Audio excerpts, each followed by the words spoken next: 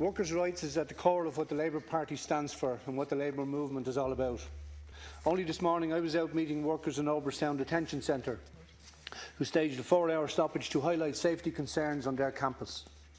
The fight for workers' rights goes on, and whilst government is the place to implement real change, we have an opportunity in this stall to shape change from the opposition benches and also through cooperation and alliance. With this motion, we are calling on the Government to prepare and introduce a legislative package which will build on what the Labour Party achieved in the last government to strengthen workers' rights. The last government had a difficult task to rescue our economic sovereignty and to steady the ship. Despite the budgetary constraints, Labour delivered in many areas, but we also admit that we were unable to deliver as much of our agenda as we would have wanted in other areas. However, one area in which we unquestionably furthered a progressive agenda is in the area of workers' rights. As pointed out recently by SIPTU President Jack O'Connor, Ireland was the only country in the OECD during the global financial crisis which actually improved legislative protection for its workforce. Without Labour in government, including the work of Eamon Gilmore in getting collective bargaining on the agenda, and the work of Joan Burton and Minister Jed Nash in delivering this and many other measures to strengthen workers' rights, there would have been no progress made at all in this area. I do believe that without Labour driving this agenda, the minimum wage would still be at $7.65 and the legislative architecture would be the same as when Fianna Fáil left it in 2011. Because of Labour in government, the minimum wage was raised twice. The campaigning zeal of Labour youth ensured the concept of living wage was placed firmly at the centre of the workers' rights agenda. We brought in new collective bargaining laws and restored registered employment agreements.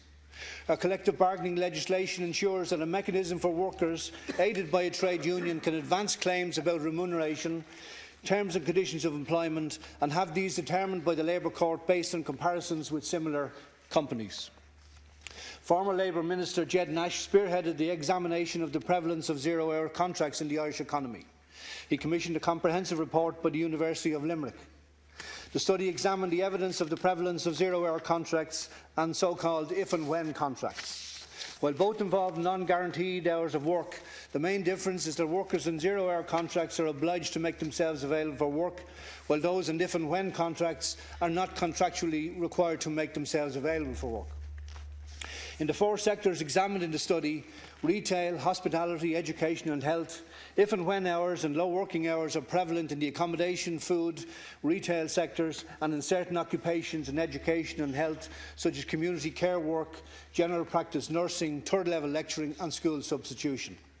There are significant negative impacts for workers on if and when hours, including unpredictability of hours, difficulties in managing work and family life, unstable income and difficulties accessing financial credit, etc., etc. The report also suggests recommendations to tackle if and when contracts, and we commend these recommendations to the Government and ask the Minister to pursue a strategy which will deliver on these recommendations. When Labour were in government, we prioritised workers' rights. In opposition with this motion, it demonstrates that we continue to hold the strengthening of workers' rights as a core to what we stand for. When this motion was circulated, Sinn Féin was quick out of the blocks, very quick out of the blocks indeed, not to support it. But instead they are advancing a counter-motion which is specifically designed to fail, attacking Labour for doing nothing in the last government. Nothing is further from the truth.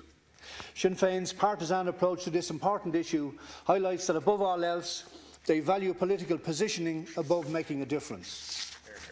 We want to make a difference, and I believe we did so in government.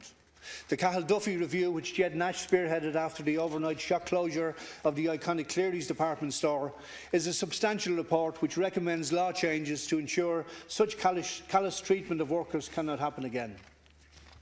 These laws need to be changed, and I implore this Government to implement these recommendations. We are looking for support for this motion.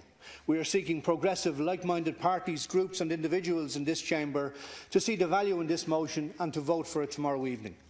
But judging by the counter-motions from Sinn Féin and the AA-PBP, they are more intent on playing the man and not the ball in this regard.